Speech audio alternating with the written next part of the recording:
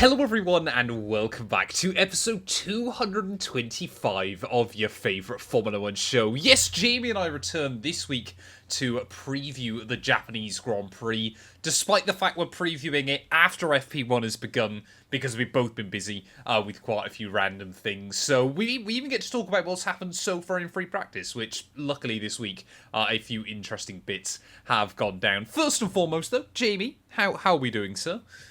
I'm good. Excited for Formula 1 to be back. Yeah, even though it's been 2 weeks, it feels like it's been ages since the Chinese Grand Prix. But here we are, back in Suzuka, one of the best driver tracks of the year, but it never particularly brings an amazing race. But hopefully things might change. And we've already got FP1 and FP2 to look at, and plenty of topics that we managed to miss by recording so early after the Chinese Grand Prix. We missed final classification for that race to start with, and also a bunch of news since then as well. Yeah, it was a bit of a disaster for us. Normally, our kind of lack of speediness is what screws us over. This time around, we tried to be speedy. We really tried to make a good push this year to be quicker, getting the podcast out, and it absolutely screwed us, which was a little bit of a shame. Of course, let's talk about that then. First of all, Shanghai. 3 disqualifications after the race, which seems to happen semi-regularly in sprints, doesn't it? I'm thinking about it was Kota last year, wasn't it? We had 3 DSQs as well. And both times it's been Leclerc and Hamilton. Yeah, although they weren't teammates last time, which was slightly easier for Ferrari to stomach. But yeah, Leclerc and Hamilton, who didn't have a particularly great weekend anyway. Obviously, Hamilton's sprint part of the weekend was amazing. But in terms of normal qualifying and the Grand Prix, they were underwhelmed, to say the least, by their own pace and the speed of the car. And then they just got absolutely done in by their own team being over-ambitious with a few things. So it was really, really disastrous for Ferrari, because even those... Was it 22 points? Were they 4th and 5th?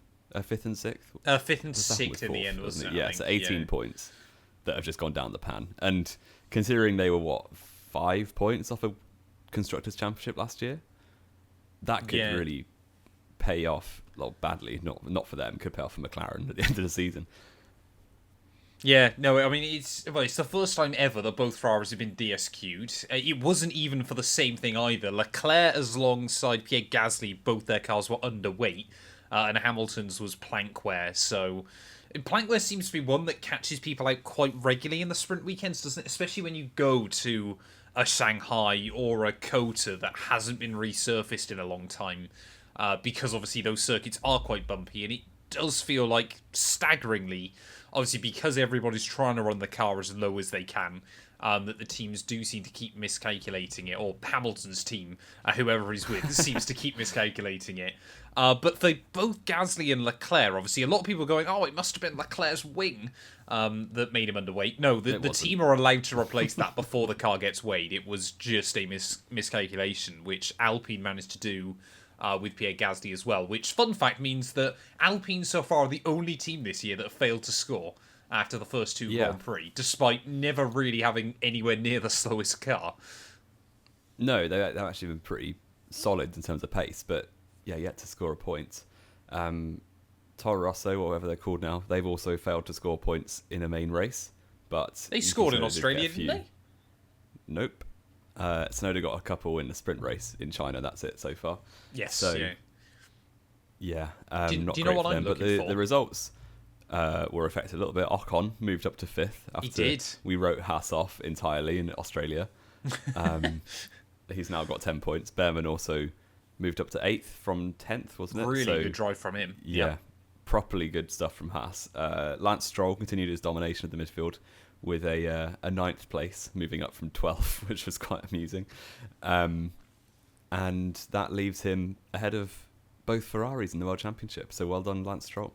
Yeah, he's absolutely smashing it so far this year. Fair play to him. And I'm hoping that by the end of this weekend, Fernando Alonso might actually be classified in the World Championship. But I'm not holding out hope. It was just a really, really stupid error, wasn't it? From Ferrari. Like I said, first time ever both of their cars have been disqualified from a race, which is absolutely mad. And, like we said, although, yes, it's a very long season, 24 races, there is time to recover.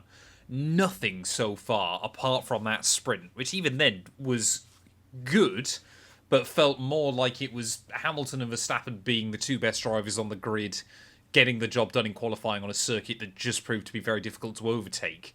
As sadly now a Ferrari fan, none of it has been particularly confident inspiring by Ferrari so far, is it?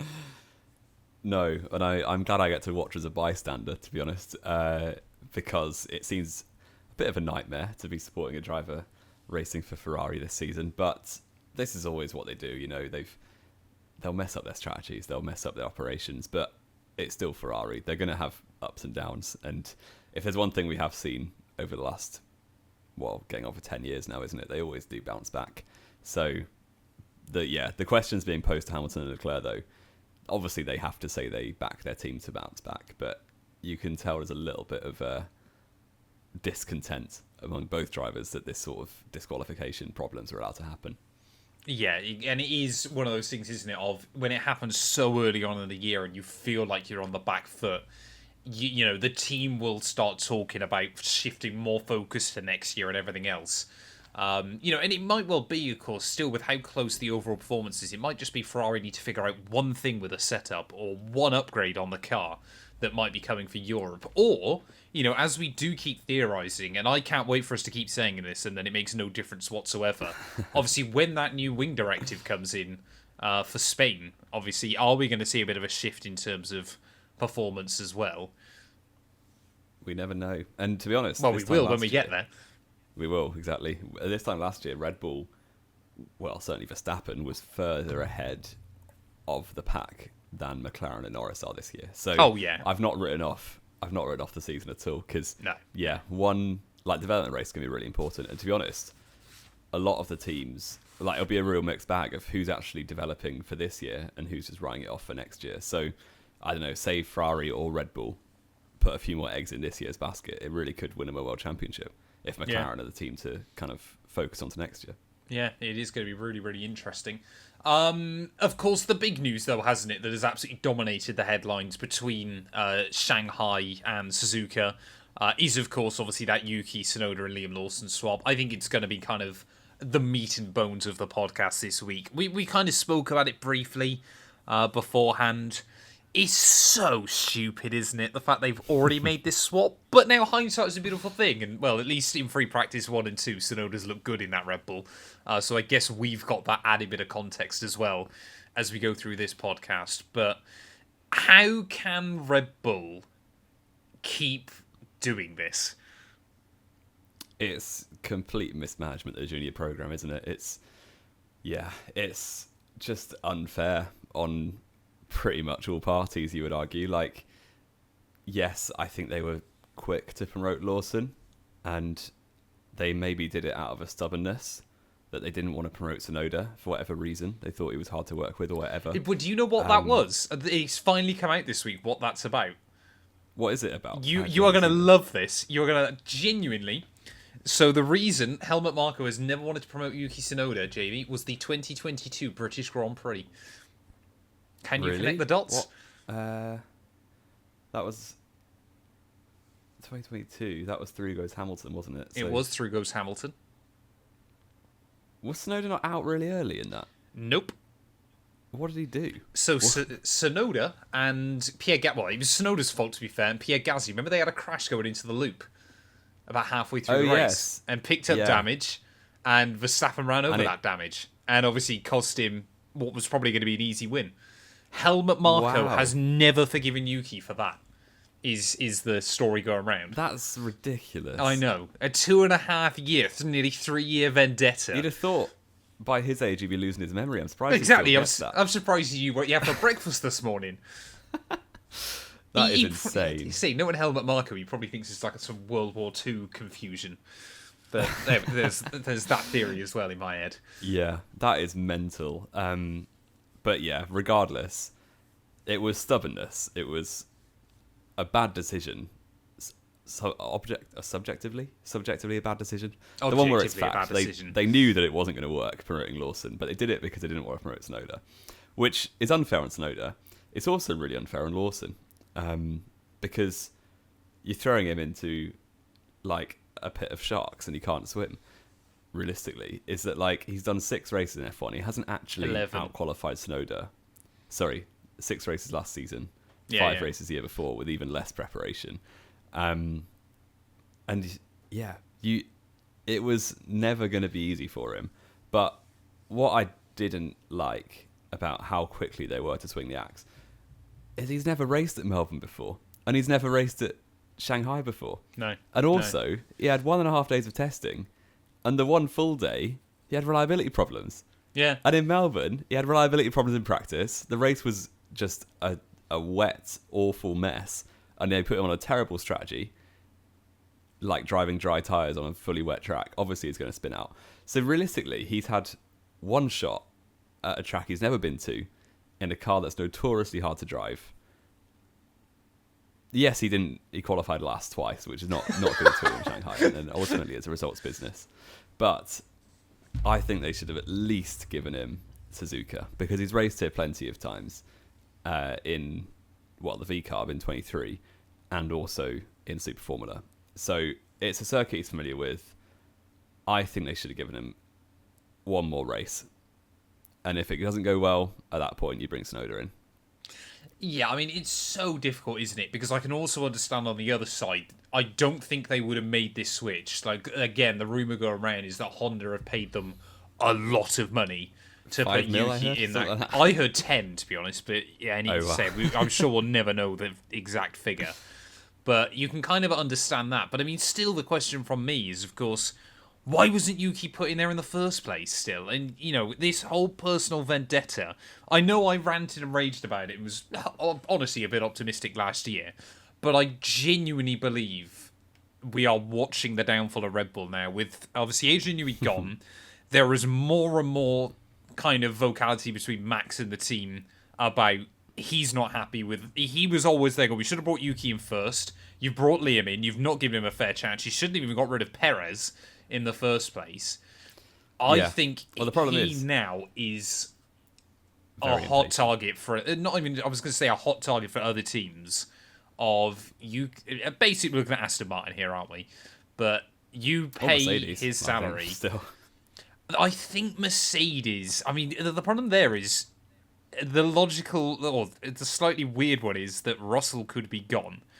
And I know it's a little bit difficult to compare, but I genuinely think you put Verstappen in that Mercedes alongside Russell, I genuinely don't think there'd be that much difference, because Verstappen is so good in a car that only suits him. I genuinely don't think he would be willing to go into a fight like that either, because there is the potential suddenly to have a car that doesn't suit your style as well. Yeah, and obviously it's well known since Abu Dhabi that they do not get on, those two. No, exactly. So I don't. So it see would them be being Antonelli teammates, alongside him. I think if Russell was to find something else to do, which he might be invited to find something else to do if Toto Wolff keeps on courting Verstappen, then I could see that. I think Verstappen is just frustrated because, he has been covering their backs for well over a year now. In terms of Perez from Miami onwards last year, was saying this car is not good. This car, like, He'd been saying that clearly he was for proving years. that by qualifying 8th and lower every race for the rest of the season. But Verstappen was really wringing the neck of that thing and getting a lot out of it. So, and they spent best part of a year being like, no, it's just you, Perez. Verstappen's still driving fine. It's like, well, no, because what you've got here is a generational talent versus a fairly good midfielder. He was a very good... He was so highly rated. Exactly. Yeah. He was so highly rated coming out at the back end of 2020, wasn't he? Perez, we were there going like, this guy, give him the right... Like, you genuinely think, if, say, he'd replaced Hamilton at Mercedes in some weird hypothetical universe going, into, like, 2020, for example, like, he could have... Him and Bottas, it would have been a battle of the midfield world champions, but it would have been incredible viewing. Stick Hulk in the Racing Point who won the whole thing. He lost to Stroll. I'm not rising to that one. Right. I think Verstappen is just getting more and more frustrated with mismanagement. And the way the car has started this season, clearly it's a long way off the benchmark. So how long is he going to give them if they can't turn it around? It genuinely feels with Red Bull at the moment that it's like, you read all these stories about, like, in our modern economic, on the brink of crisis world we live in now, where it's like old men are destroying, like, companies because they just don't understand how the world works. That's genuinely what it's starting to feel like with Red Bull. And I still, I've said this before, I really do think it stems back from, obviously, the loss of Dietrich Mateschitz, of there's so much of a power struggle within this team. They've still got this looming thing with Christian Horner, obviously, in those investigations. Apparently he's got a gag order out on media in the UK as well, so no one can talk about it. What is kind of hiding under the surface? They have also their old engineer's book that came out a few weeks ago, and obviously quite a few interesting things in there about kind of the way the team operates and things like that. I know I've said this before, and like I said, some of it is a little bit of kind of hopium because I'm not a Red Bull fan, famously. But could they genuinely be on the brink of, like, not collapse necessarily, but a huge drop back down? Especially with, apparently, there's still not much confidence coming out of the Red Bull powertrains department for the new regs. Yeah, and they could end up just being a top end midfielder, like they were between like 2015 and 15, yeah. 2019, yeah. Where they're I think calling them a midfielder in that era is a bit harsh. Well, they weren't winning championships as relentlessly as they were recently. So only one team wins championships, Jamie. Who? Red Bull? No, I just meant only one team wins the championship each year. Oh yeah, I guess, yeah. It's true, but this, dynasties come and go. They really Mercedes won 8 in a row, and then suddenly they're third fastest or fourth fastest at best. We called it in our predictions, didn't we? I think both of us said there'd be a new world champion. Or did you say Hamilton was going to win it? I don't think I did. I definitely said Norris. I think we both said Norris, to be honest. And we're kind of being proven right at the moment. But back to the swap. I feel for Liam, but at least he's still in the sport. I think Honestly, when this first dropped after Shanghai, there was whispers of Red Bull signing Colapinto for the V-Carb, and Lawson would be out entirely. So yeah. I think it's good for him that he's got a safe place to land. That V-Carb is good. It really isn't long off the Red Bull, to be honest. I reckon Lawson will do much better in the V-Carb than he was doing in the Red Bull. He can't do much worse, can he? But you can qualify further off the back of the grid in last. Yeah. I genuinely think now, if you're another team, I try, because the problem is as well is it feels like there's no great examples at the moment of a team that he could slot into. But I genuinely reckon if you're another organisation, you can make a killing off a Red Bull scraps at the moment. Again, there's more and more talk still, isn't there? And I know we spoke about this last time, about Perez coming back with Cadillac. I genuinely think if you put Lawson in another car, he would prove, if given enough time, just how good behind the wheel he is. But it's just, which team could he go to? Say, for example, Verstappen or Lawson, sorry. Lawson, I mean. Okay. Not saying he's, a multi-world champion in the making or anything like that. Yeah, no. But he's, But you look at Gasly and Albon, don't you? And both of them are prime examples. Exactly. And I think Perez could come back as well. Yeah, drivers who were turned away by Red Bull for not being good enough, who are both, since then, really, really risen their stock. Gasly's a race winner. Well, Albon mainstays of the sport. Aren't they, really? Exactly. And Albon and Gasly are, there's not really a threat of them losing their seats because of poor performance, is there? Albon's doing better than Sainz at the moment down at Williams, which is incredible to see. That being said, though, obviously on the other side of this swap, Yuki Tsunoda, at least so far in free practice, I've got my fingers crossed because I really like the kid and I want to see him do well. Seems to be competitive. He's older than me. Yeah, I know. I always call you the kid. Oh, true. Yeah. No, I do hope he does well. Especially the pressure on him this weekend is a bit mental, isn't it? Because to be making your debut at your home race, and the Japanese fans are great, so there's going to be hundreds of thousands of them there supporting him. Yeah, I just really hope it goes well for him. I just don't want to see him qualify last. So do I. Yeah, and so far, obviously, just practice. It didn't really matter, but he wasn't far off Verstappen. No, I think both of them were behind both V-Carbs in FP2, which is quite amusing. But we shall see. it's a great opportunity for him. Obviously, he's never going to turn it down. I saw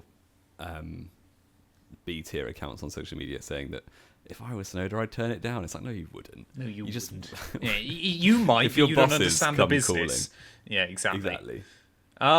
Shall we do your quiz, Jamie, for the Japanese Grand Prix? Sure. So, I've been doing some research for a separate video this week, and by my calculations, Japan has decided the most F1 World Championships throughout its history. So, heading into the Japanese Grand Prix, or heading into a race in Japan, that's a little bit of a hint for you there. Heading into a race in Japan, the World Championship has not been decided yet mathematically. Leaving Japan, the World Championship has been decided. There are 14 examples of this happening in Japan. You don't have a time limit for this one. You just have to name them. But if you get one wrong, it's over. Because obviously you could just go 2024, 2023, 2022, etc. Yeah, true. So you get as much time as you like. Drivers' World Championships. Drivers' World Championships, yeah. Okay. So you just got to say, as soon as you get one wrong, it's over. But there's 14 of these. Okay. So Verstappen won his in 22. Correct. That's one. That's one. I don't think Hamilton ever won a championship. There. Yeah, I think what you're going to find very quickly is that you're just going to try and jump back to the ones you definitely know. I know. This is why I like doing these with you, of if you get one wrong, it's over. Because I know it really plays on your mind. Sebastian Vettel in 2011. Correct. Championship there. 2. When Button won the race and Vettel was third. This is hard. I watched this on YouTube this week, so Michael Schumacher in 2003. Correct. That's 3. Michael Schumacher in 2000. Correct. That's 4. I'll give you an extra hint as well. That is all the ones from this century. Really? I thought I'd missed one. Nope. Okay, that is helpful. That's an annoyingly good hint, actually, accidentally. That is a really good hint. I'm sure Hakkinen won one of his, probably, but I don't want to risk it because I'm not sure which one, / if any. Obviously not in 97 or 90... Oh, no, 96 Hill. Correct. That's 5. Because Murray Walker had to stop because there's a lump in his throat, and that's an iconic commentary line. Murray Walker always stealing the show is incredible. Even when he didn't intend to, it was just brilliant. Yes, exactly. 95 is a potential, but I'm not going to risk it. Not 94. I have no clue about 93 with Prost. I have no clue about 92. Okay, let's do some ones that I know. 1989. Correct. That's 6. Which way around was that? That was Prost turning in on Senna. Yeah, Prost in 89, wasn't it? So 1990 was Senna. Correct. That's 7. Turn 1. That's only 7. This is so hard. How many are 14? 14 all in. Word. I know, it's mad, isn't it? And it is a real mixture as well. Was the end of Rush not in Fiji? I was in 1976. Sorry, repeat that again for me. The end of Rush. Yep. The film. Yep. Was it it was somewhere in Japan, I swear. What did you just call it? Sorry. I said Fiji, but it's Fuji. Fiji's a different country. Fiji is a completely separate country. Whoops. But it was. What year was that? I think I'm right. It was Pacific something, wasn't it? 1976. It was the Japanese Grand Prix in 1976, but that is correct. You're up to 8. Smashed it. All right. In the Fiji Grand Prix. In the Fiji Grand Prix, yeah. In the Australian Peninsula. 6 more I'm to going go. to have to risk one of Hakkinen's. Because I'm really not sure about any more. So I will say 1999. Correct. That's 9. I mean, he could have won both there, to be honest. In fact, why not? Did he win 98 there as well? Correct. That's 10. Oh, here we go. 4 more to go, Jamie. 183. Right. I really, really don't know where Prost and Mansell won theirs at all. In 93, 92. This has been a very good play by you, sir. I will go 1992, Nigel Mansell. Incorrect, and you should know better than that because Mansell locked it up at Hungary. It was the earliest ever in a season the title had been locked up at that point. I wouldn't have known that. Yeah, he absolutely dominated.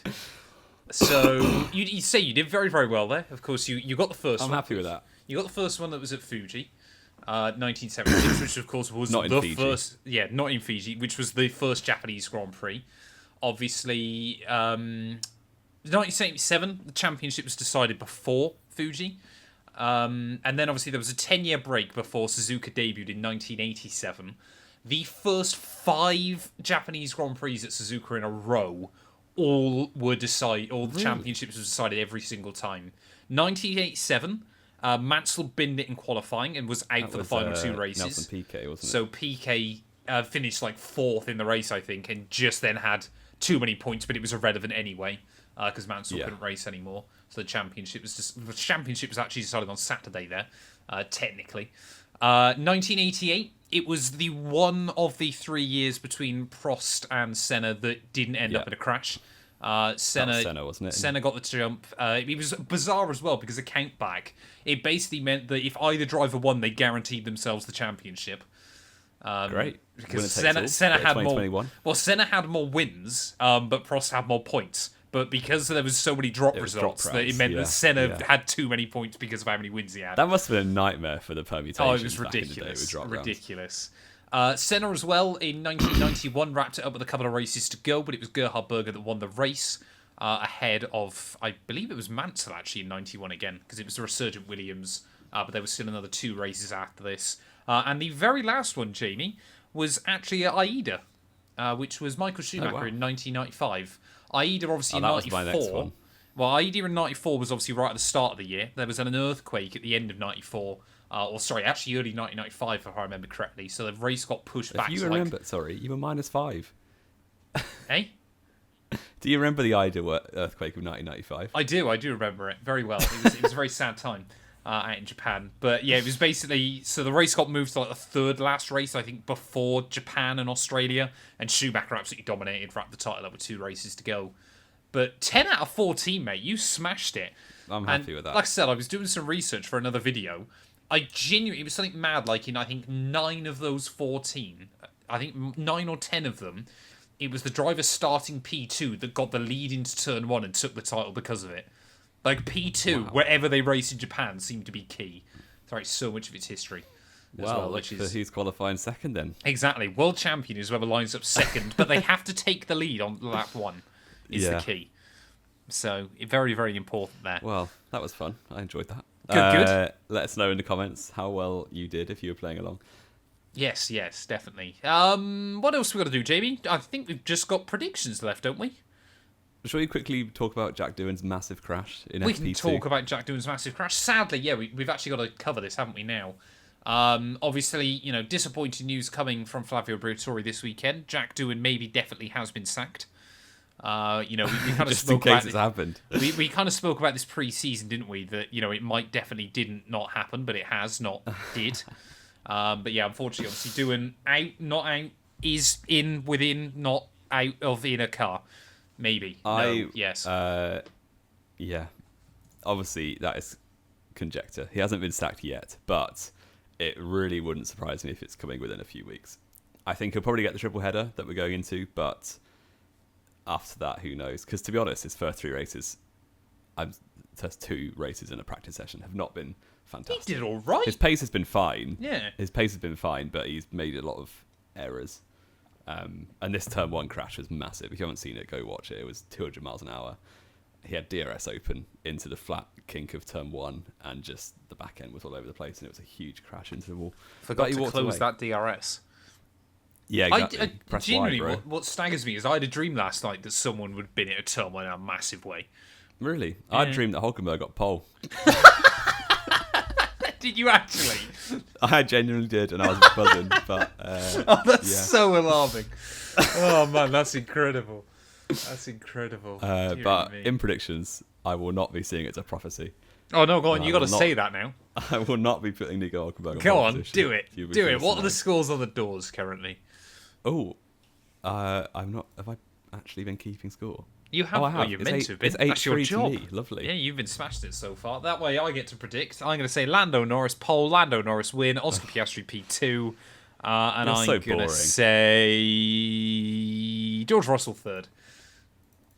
You are boring. George Russell is just third, isn't he? He just is a perennial third place man. I will go Oscar Piastri on pole. Nice. I will go Oscar Piastri win. Nice. Is he going to take the lead of the championship? No, because Norris will be second. Fair enough. And Charles Leclerc. Why not? Third place. Nice. Interesting. Jamie thinks Ferrari are back. You have more hope than I do, sir. They are. And Holt's going to get a point. There you Do go. you know what? Do you know what else I found a mad stat out this week? Red Bull, What's Ferrari, and McLaren all have 7 wins at Suzuka. Mercedes have 6. Wow. George Russell for the win. Exactly. And it's Or I think Antonelli. This is his last chance to break the record, isn't it? it is Antonelli's last chance to be the youngest ever Grand Prix winner. Wow. Also, we're not scoring this. Where are Lawson and Tsunoda going to finish in relation to their teammates? I'm gonna each say, other. Sonoda 7th.